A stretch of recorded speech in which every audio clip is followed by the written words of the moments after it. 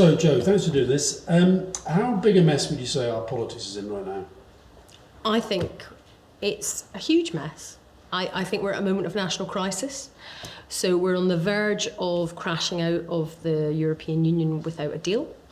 And we've also got a Prime Minister who is saying that he's not going to listen to our democratic institutions. He might silence Parliament. And that actually is pretty worrying, not just for what happens to the country in terms of Brexit, but for the fundamental democracy that we have and the way in which our institutions work. Do you not think he's got a point, though?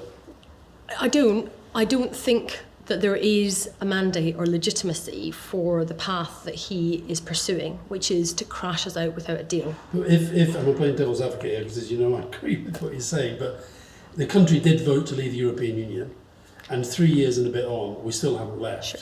Well, I mean, we didn't vote to leave without a deal. But we voted to leave.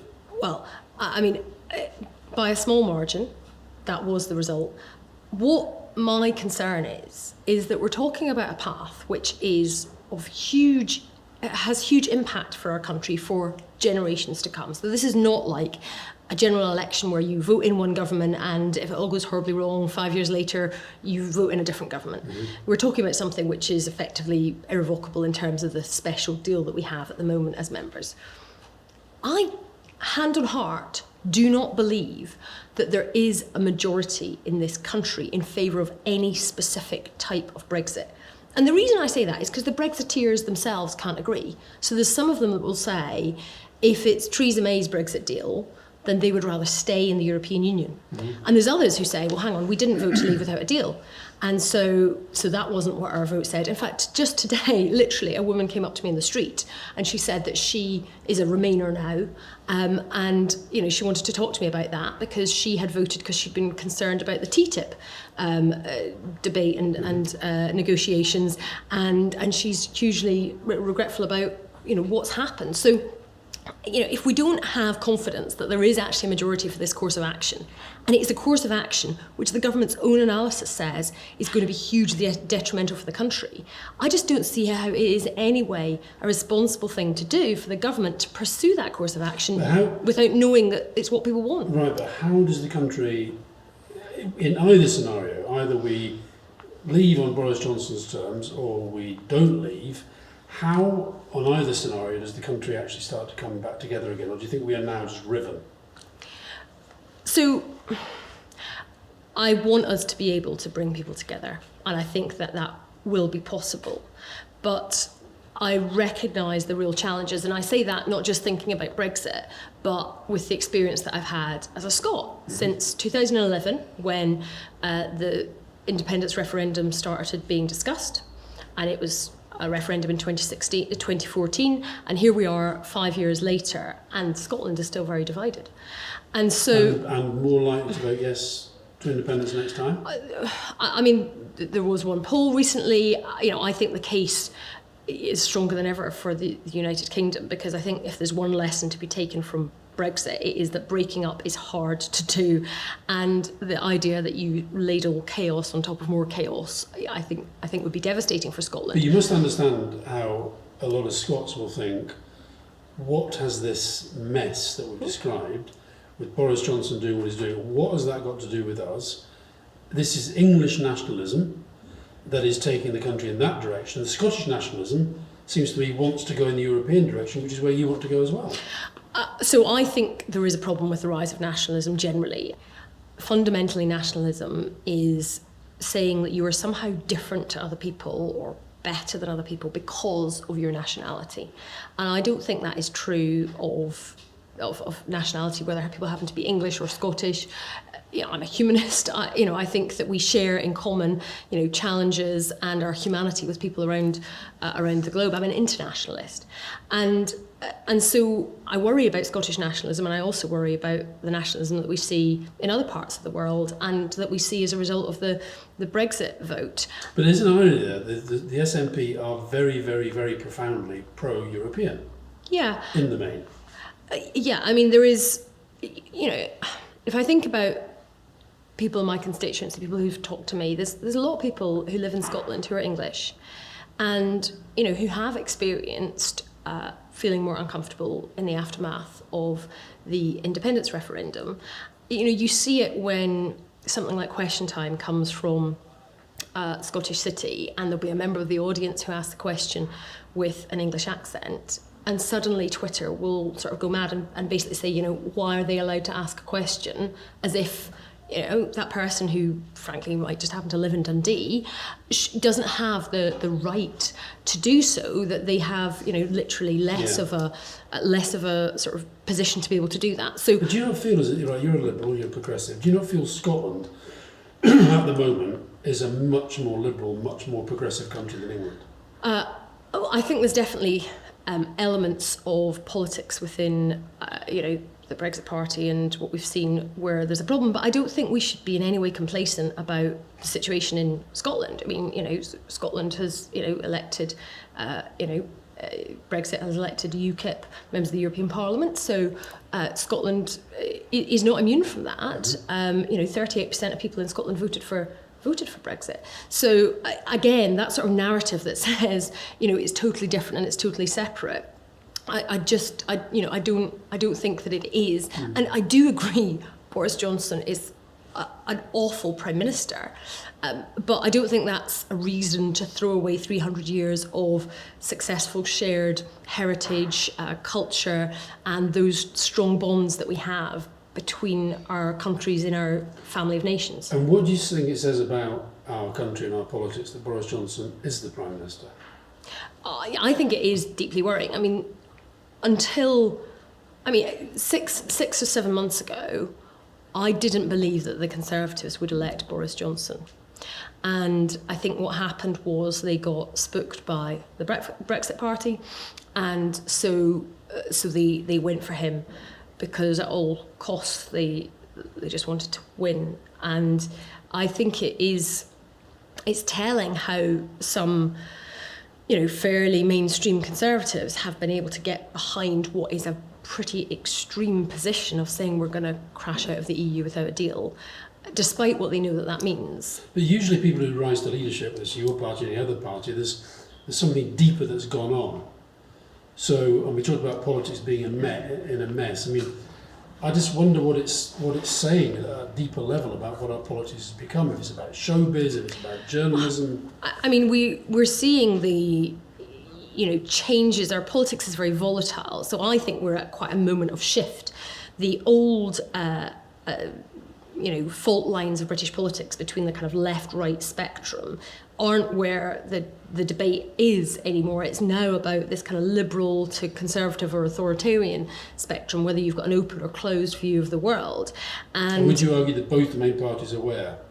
Well, actually, they're quite split, and that is why they are both struggling with this, because there are people in both the Labour and Conservative parties who I would say are small L liberals, and there are also those that are actually more small c conservative or have a more authoritarian tendency, and so they've really struggled to adapt to this, and it's why on an issue like Brexit, they are both finding that more difficult, and the parties are split because they have people that are taking fundamentally different positions. And that's one of the reasons for the increase in support for the Liberal Democrats at the ballot box in terms of the European election results, or local election results, best ever gains, and indeed tens of thousands of people joining the Lib Dems since the start of May.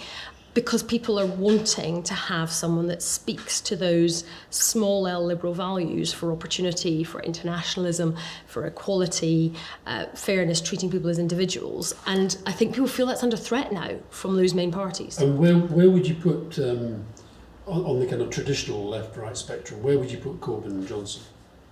Well, I think Jeremy Corbyn's obviously pretty far off to the left. And Boris Johnson, I think it's hard to know what he thinks, because we have seen chameleon-like so many different faces of Boris Johnson, what seems to be most important to him.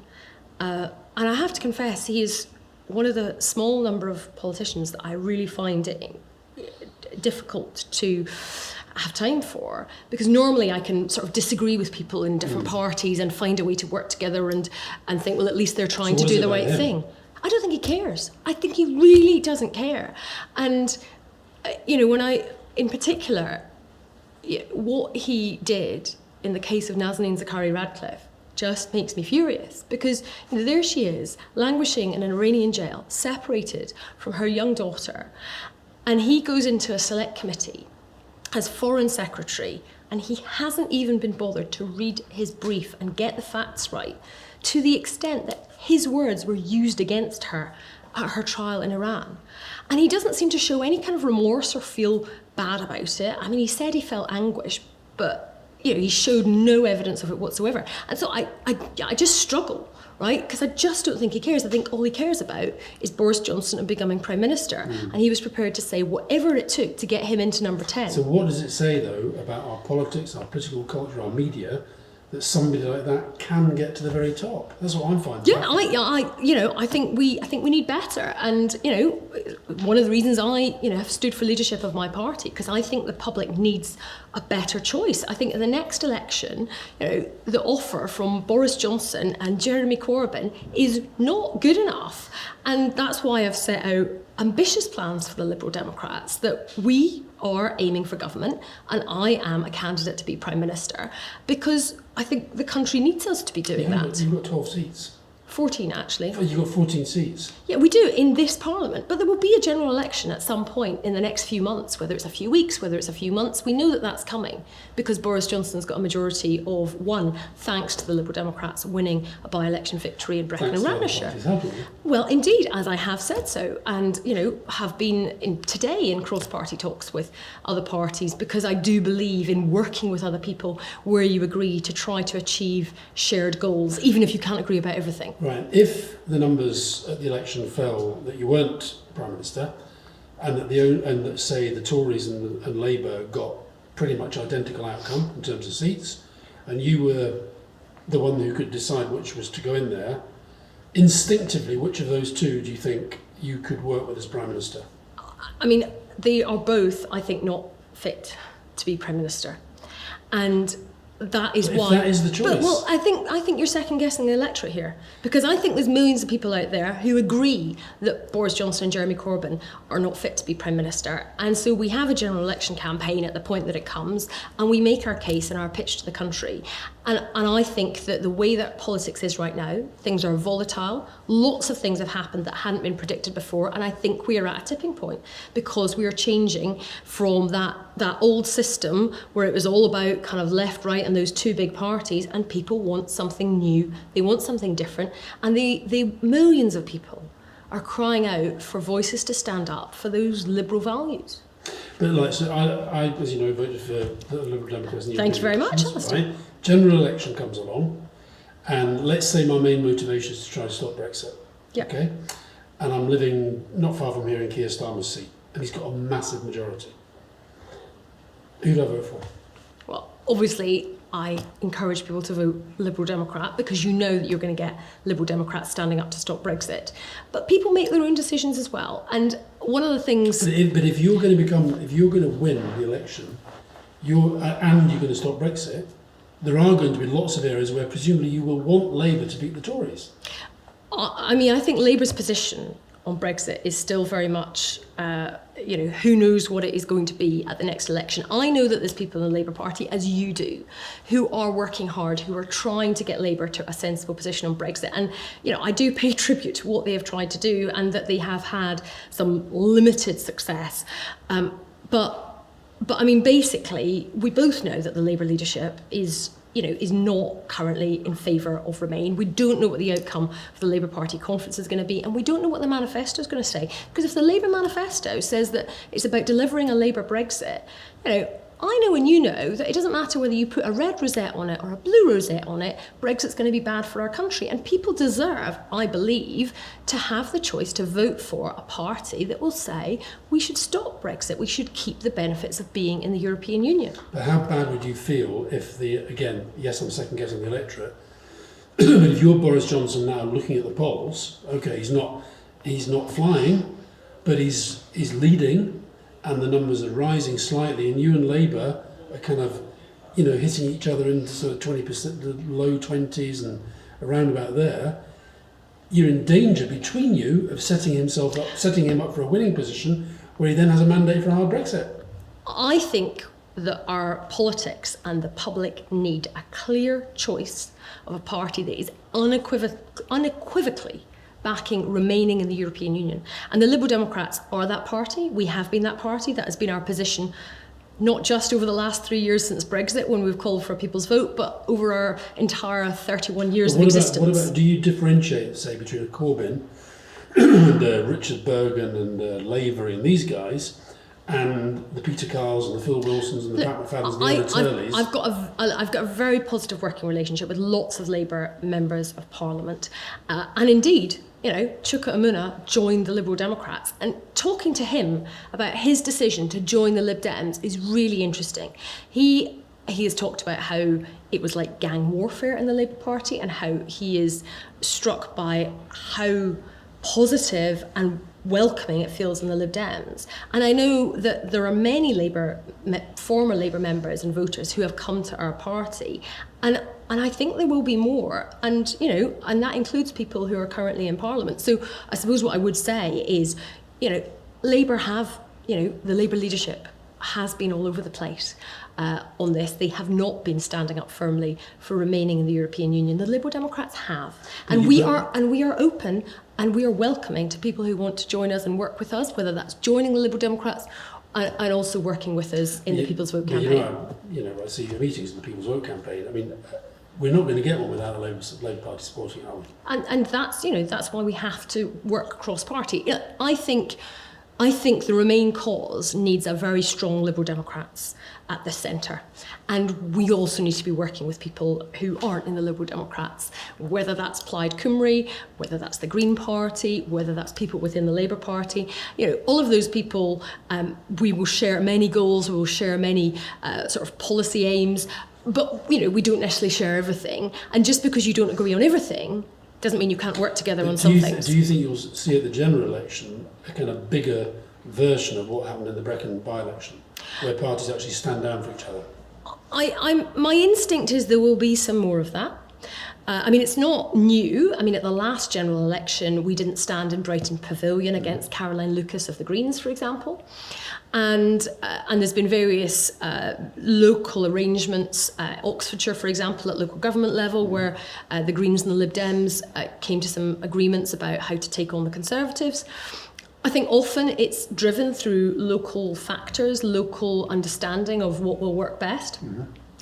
And there will also be, I think, quite a lot more tactical voting. And if I use, again, as an example, the experience in Scotland. So in 2017, there was tactical voting on a scale that I'd never seen before in the Scottish general election, where we had a situation where the SNP on 50% of the vote had secured 56 out of 59 of the seats. Mm-hmm. And so many people in Scotland felt this just doesn't represent me because I want to be in the UK.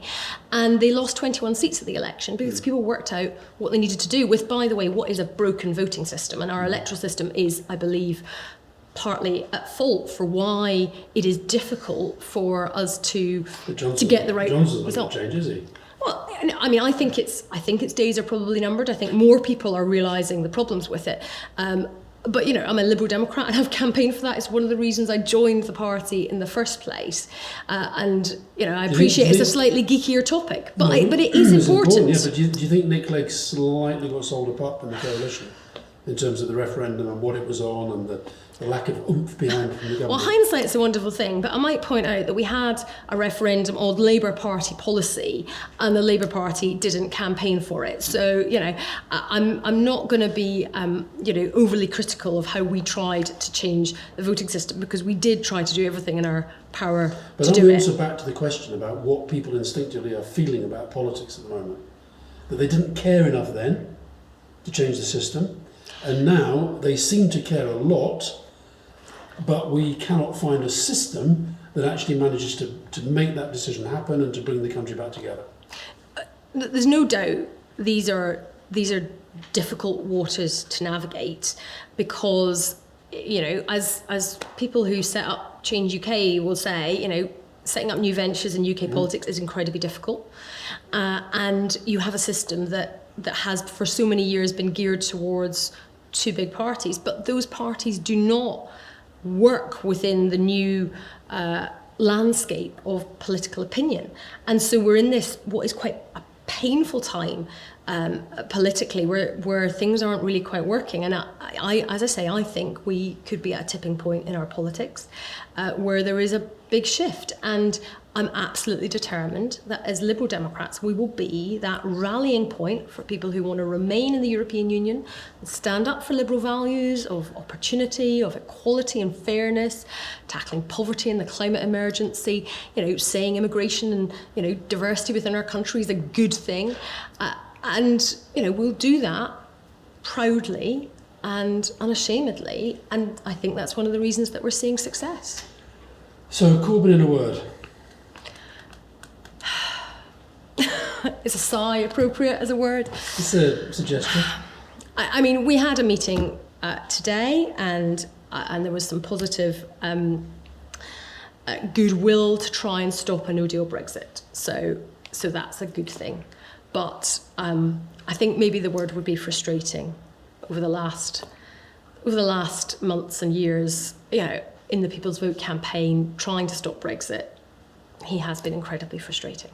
But that's because he doesn't share your views necessarily in Europe. Absolutely. And also maybe possibly to give him some credit, he is trying to deliver on the results of the referendum.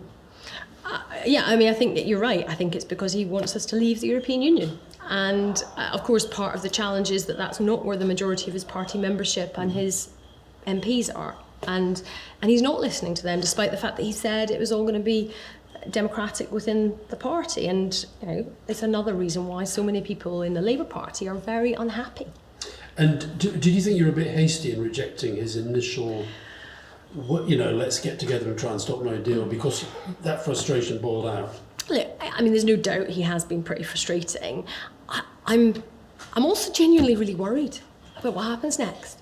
We are potentially going to crash out without a deal, and I just don't think we've got time to muck about with things that won't work. But whether we like it or not, he is the leader of the opposition.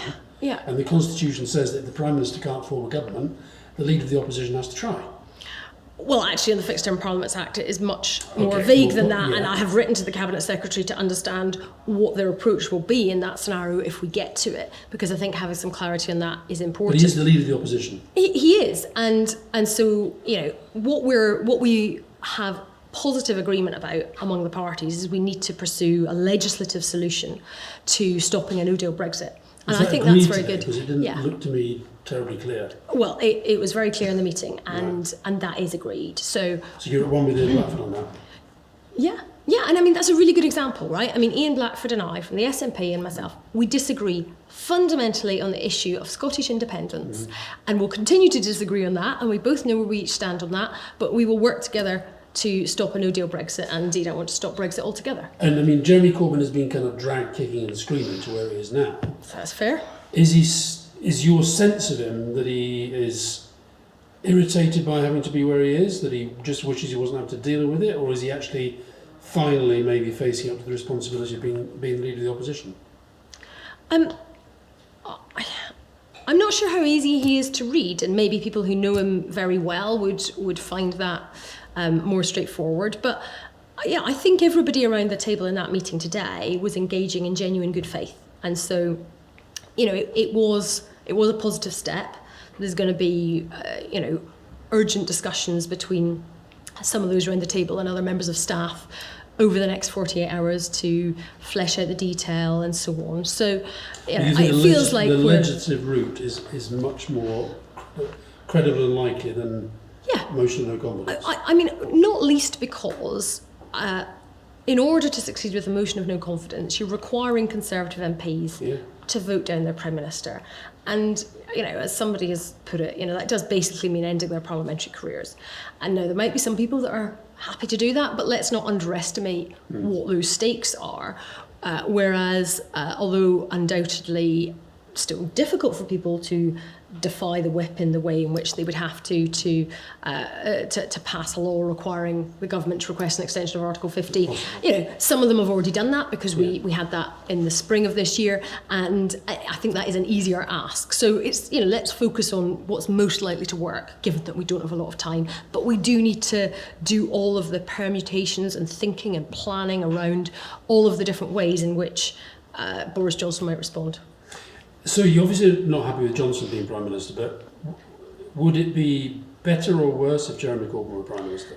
I genuinely do not think that choice is a good enough choice for the British public. I think the British public deserves a better choice. That may be well be and true. and indeed, and that's I joined the Liberal Democrats. When I joined the Liberal Democrats, right, I didn't anticipate that even if I became a Lib Dem MP, which when I was 17 years old, I didn't necessarily think that I would. I didn't think that I would be sitting here today and talking about potentially becoming Prime Minister and running for that. But when I look at Boris Johnson and Jeremy Corbyn, hand on heart, I am very confident I could do a better job than either of them, and that it would be more positive in terms of outcome for our country. When we don't have time to waste, really. We've got no deal Brexit round the corner. We've got a climate emergency that we have less than 12 years to tackle. We've got poverty in our communities. We've got a whole generation of children that can't afford to wait for us to improve their opportunities. And we've got real problems with our politics more generally. So I genuinely feel we need to make sure that the Liberal Democrats can be that home for those people with liberal values who want and demand and deserve something better than either Boris Johnson or Jeremy Corbyn. Do you, just from a purely selfish Liberal Democrat perspective, would it worry you if Jeremy Corbyn vanished and somebody, say, more credible came in? I guess what I'm saying is, could a credible Labour leader right now not wipe the floor with Johnson? I'll certainly say that there's been many times over the last couple of years when Jeremy Corbyn stood up at the dispatch box and said something, and then 20 minutes later Yvette Cooper's been called from the back benches, and you just think, yeah, she's just showing you how it's done. The history is littered with what ifs. What if those Labour MPs hadn't put Jeremy Corbyn on the ballot paper and somebody like Yvette had become leader of the opposition? So we would have been in very different territory, because I think you would have had a Labour Party that would have enthusiastically campaigned to remain at the referendum in 2016, which I think might have meant you'd have a different result, given it was so close in the end. And you'd certainly have had a different past 3 years in the aftermath. Is that where a lot of your antipathy to Corbyn comes from, that failure to campaign in the referendum? So I think Brexit is part of it, both in terms of 2016, but actually since as well, where he's been pretty hopeless for the Remain cause. I also find really troubling his response to the anti-Semitism issue within the Labour Party. And that Panorama documentary where you saw those staffers, lots of young people who had clearly loved the Labour Party and felt moved to speak out, and that had been very difficult for them. About something which is fundamental to Labour values, or you would have thought so, about equality, about individuals having those rights and being respected as the person they are. And instead of saying he would root out the anti-Semitism and sort of going to war with anti-Semitism, he goes to war with the BBC and impugns the reputations of those former staffers. I do find that really troubling. And from speaking to people who are in the Labour Party about what that experience has been like, that does give me huge, concerns about him. Because there's plenty of people who I disagree with on Brexit who, genuinely think it's the right thing for the country, and we can have an argument about it. Who do you respect on the Brexit side of the argument? I would say, hugely disagree with someone like Ian Duncan Smith, but he's, for a long-standing time, has felt that way about the European Union and taken the view that he thinks that's the right thing for the country. In contrast to someone like Boris Johnson, who seemed to make up his mind on the basis of what would give him the best chance to get into number 10, despite having been Mayor of London, and in that role, must have understood how catastrophic that would be for for so many reasons in the country. So, I get that there's people who just take a different view, and you can disagree, but recognise that it's genuine. And I come back to that sort of genuine, what do people really think, and do they actually care? But does Corbyn not care about it? I mean, he does have a world view. Does he care about anti-Semitism? I mean, that's the genuine question you're left asking, because any party is made up of lots and lots of people, and there will be times where people say something which is absolutely unacceptable, but then it's how is that responded to? And when you get a pattern, like has happened, and from people I've spoken to in the Labour Party, this was not an issue 4 or 5 years ago, and it is now, and that's because of inaction, and things haven't been dealt with, and it's about the culture that you set from the top, and there's lots of things that he could have done that he hasn't done, and you don't need to take my word for that. Speak to people and listen to people in the Labour Party. And you mentioned Caroline Lucas earlier. What do you think of her women-only cabinet idea? So I'm a big fan of Caroline, and we get on very well, and we agree on a lot of things. And I think she made a contribution which was about how do we work more cross-party. And I am a huge feminist, but I think men have something to offer the debate as well. So there's the but. Yeah. But she was floating an idea to effectively talk about more cross-party working, and I think there is a camaraderie amongst women in Parliament that, I find that relationship does sometimes feel different to the relationship with men in Parliament, because, when I first entered Parliament, women were about 1 in 5 MPs, now it's up to about 1 in 3, but therefore we've all had that experience of being the only woman in the room, and just knowing what that feels like to feel a bit different, and so there is a degree of kind of shared sisterhood that is just sometimes unspoken, it's silent, but acknowledged. What did you learn from losing when you and your husband both lost on the same night? Yeah, it wasn't a great day in our household. Though incidentally, the following year when we had the vote to leave the EU actually affected me. Felt much worse. Yeah. But obviously it wasn't a good night in 2015. Weirdly, because we both lost at the same time, and also because so many of our colleagues lost, and I was in the situation of, most Lib Dem MPs lost their seats, most Scottish MPs lost their seats. So as a Scottish Lib Dem MP, it maybe helped to not take it too personally in that scenario. And so we, certainly Duncan and I supported each other, but also our fellow colleagues were in the same situation. There was a degree of sort of shared experience about it. Obviously, it wasn't in the plan, losing, but I do think in some ways it ended up being positive, because you often learn more about yourself when things don't go well than when they do. Did you know straight away you wanted to get back? No. I think it would have been impossible to know that immediately, almost, because you sort of need to process. In some ways it's quite like the stages of grief. You've got a lot of thinking through and coming to terms with it, because I don't know if this is different for other people, but in the heat of the election campaign, I was in a seat which we could have won. It was definitely in play. It was a 2,000 majority, so it felt like even on the night we didn't know if we might have just managed to do it against the odds. And so I hadn't been able to have the brain space to think about what losing would be like. And almost if I did spend time thinking about that, it wouldn't have been helpful to the campaign. So it definitely, and I was a minister as well. So the kind of the pace of work had been intense. We had a 16-month-old son at the time. He was amazing, actually, really helpful. Managed that with a husband in Wiltshire and you in Scotland? Yeah, well, a lot of planning. One thing we decided very, very quickly after 2015 was we were not going to reinvent the Glasgow, London, Wiltshire triangle. So one of you was always not going to be an MP after that? We were pretty clear about that. Do you think that was an unrealistic family setup?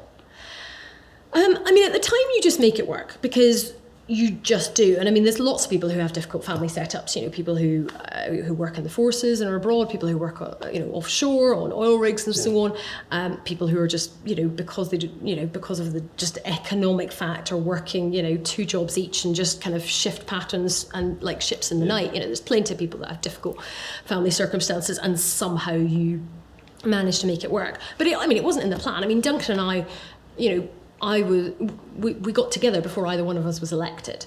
But by which time I was already standing and about to be elected in Eastern Bartonshire, and he was already a candidate in Wiltshire. So, I mean, it was fairly straightforward before we had a child. Now as a party leader, possibly with an election just around the corner, or a referendum, hopefully, now with a baby as well.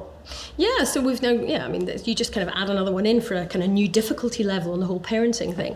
Although there are some things that are easier about it. So we've just done a couple of, a few days away in the north of Scotland, then we went down to Cornwall for a week.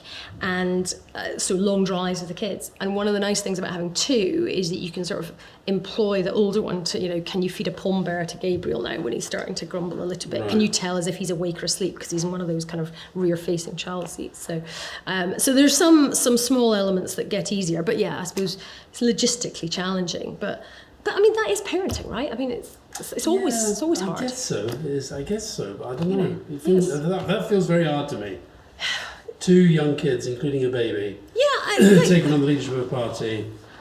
Well, I mean, hang on. Did Tony Blair not have a baby when he was Prime Minister? I seem to recall. He did. Yeah, I mean, men do this. It has been known. So I know, but Tony Blair also had a massive amount of support in a way that maybe the Liberal Democrat leader doesn't. Well, we're growing. I'm ambitious for the party, so I forgot you were going to be Prime Minister. Well, watch this space. Like, okay. I mean, it's you make things work, but it's. I mean, if I think about the state that our country's in, it's actually because of Andrew and Gabriel that I'm really motivated as well, because I look at them and you read the reports from the IPCC, you see what's happening in the Amazon at the moment. You don't read them to your kids, do you? Don't read them to them, no. But we do. I mean, I took Andrew to the Extinction Rebellion protest. He's five and a half. He can understand that. In fact, in Cornwall, we went to the Eden Project, where there's some really good stuff about climate change, and in a way that children can engage with and understand.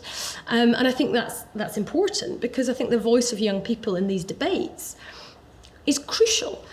And we literally, if we don't act now in the next decade, what future are we going to hand on to them?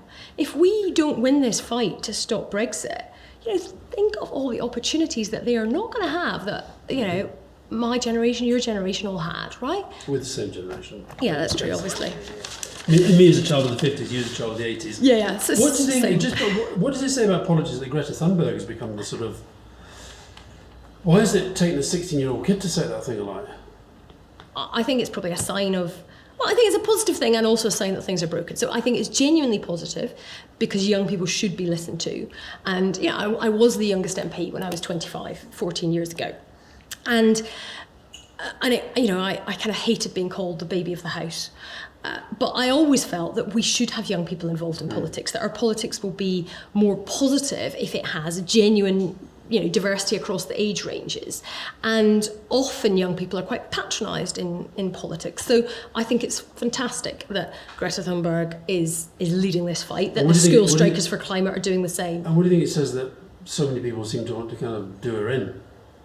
Well, I mean, that's part of the way in which public debate is at the moment, which I also think is much more negative than it was a few years ago. I read this brilliant book last year called 10 Arguments for Deleting Your Social Media Accounts Right Now. You haven't done it?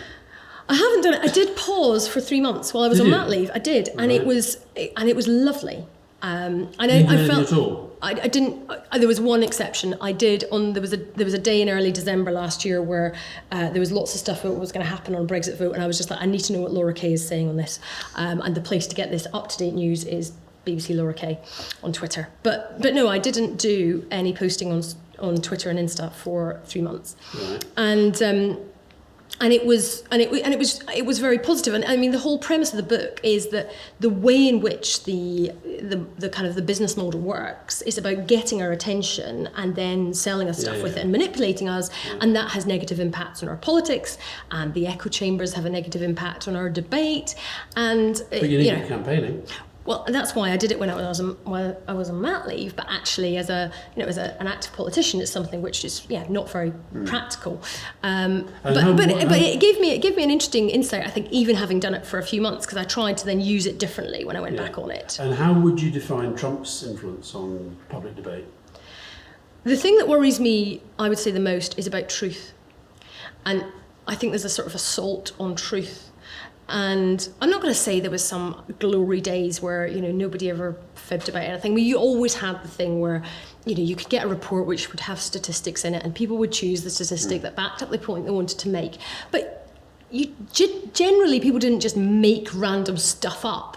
Or if they did, they were called out on it. And it was really, really seen as bad, bad practice, and you kind of almost couldn't get away with it. And when Trump's come in and just lied about the size of the crowds at his inauguration, which is a sort of tiny thing, but it is that assault on truth. Johnson's Melton Mowbray Prize is a tiny thing. Yeah, which I almost wonder, is he trolling us? Because, he's even chosen a thing which is like rhyming slang for lies to do that on. Is it deliberate? And I do think this matters, because part of it is about people saying that, you can't trust media outlets like the BBC, and then, if people then don't know what to believe and they're just going to believe their own echo chamber, I do think that is quite damaging for debate. And when you look at some of the technological advances and things like deep fakes, I think you can see quite a potential dark place that could go.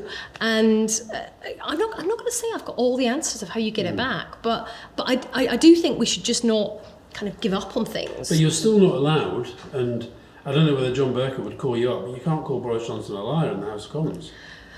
No. So would you, if he lied, would you call him out on it? Yeah, although I think there is something about, there's a lot that does need to change about Parliament, but I think there is something about the rules of engagement of debate that aren't about name calling. There's a way to say that is not true, which is not then turned into calling someone a name, which I think is actually positive for our debate. That if a Prime Minister or a Minister was lying at the dispatch box, there was a kind of resignation issue. That's yeah, exactly. But with this government over the last 3 years, there have been so many things that would have been a resignation issue, which have all been sacrificed to this, altar of managing to hold together this split Conservative Party. Chris Grayling, how many times should he have been sacked? Boris Johnson, the Nazanin case that I stated earlier. That ought to have. Yeah, exactly. And so there's no shame. Yeah, there is no shame, and I think that that's a problem, and have people just genuinely given up on the fact that people should take responsibility for their actions? Well, actually, no. I think there's still a lot of people in our country who would like to see there be consequences when people act in that way. Is there not part of you that thinks actually that people should be a lot? Because there's a lot of talk about anger. Yeah. Do you not think people should be a lot angrier than they are? At the state of our politics and the state of the government and the state of the world? I think people should be a lot more active than they are. And we're seeing more of that, because that anger can be channeled in a positive way. And there are lots of people who are angry, and rightly so, about the way things are going, and increasingly are saying, well, I'm not going to stand for this, I'm going to do something about it. And we saw it after Trump's election. Lots of people, women in particular, given what he had said about sexual assault. We don't know that yet, but let's not give up, right? Because we did see elected a fantastic new generation of women into the House of Representatives, senators. You've got people like Kamala Harris running for the Democratic nomination. So I think all is not lost. There is hope, and what is happening now is people are looking at this and they're saying, well, hang on, do you know what? You need more than my vote once every 4 or 5 years. I'm going to come along and I'm going to join the Lib Dems, and get involved. Or there's other ways in which people do it, but I think of someone who is in our most winnable seat. There's a majority of 2 votes. Wendy Chamberlain is our candidate. And she basically said, I've voted Lib Dem for years and years and years, and I suddenly realised you needed more than just my vote, and I had to get involved and join. And I very much hope she's going to be an MP in a matter of months. So I suppose, and it was very much the attitude I took in my book about, how do we get gender equality? This is about things that people can do. People all have power. Some of us have more power than others. Some of us have more privilege and we're better able through having more money or a position or status or influence. But everybody can do something. Nobody is entirely powerless. And if we work together, we can achieve a huge amount. And I think... Privilege. Eton has produced 3 times more Prime Ministers than the Labour Party. Yeah. In its entire history. Yeah. this is a country still running on privilege. Yeah, it is, and it's not good enough. But I mean, there's two responses to that, right? You can kind of give up and go home and say it'll never change, or you can say, well, it will only ever change if we get involved and try to make it change. Do you not think on Brexit that I mean, David Lammy said yesterday that if he does go down the prorogation of Parliament route, that he would support civil disobedience.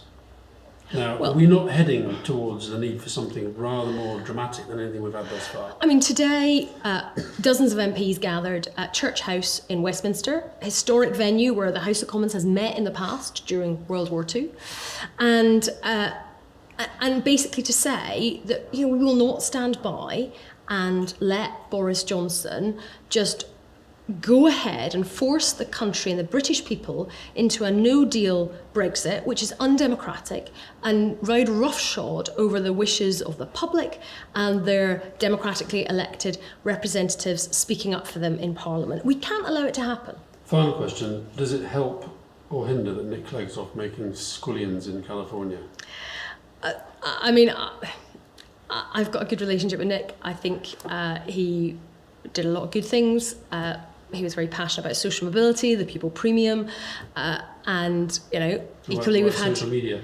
Sorry? What about social media and its impact on our world? I think there's some really interesting issues about the relationship that we have with technology, and I'm pretty sure there'll be some areas where Nick and I have disagreements about the role of Facebook, but we need to have those discussions because actually, and it's a good example of one of the things that gets almost zero airtime, zero political attention on it at the moment, because everybody is constantly talking about Brexit. But the relationship between technology in our lives and where the power lies, the way in which tech companies are able to dictate, manipulate, how that should be regulated and how we can make sure tech is used for good and to create new opportunities to solve problems. That's the stuff we should be discussing. What does the future of work look like and how that will be changing and how we need to skill people up differently and how do we then use that to tackle the climate emergency and make sure that everybody's got a decent standard of living. There is literally a better future that we can have if we get out of this Brexit nightmare and get onto a more positive footing. And I'm determined to do that, and I believe that is possible.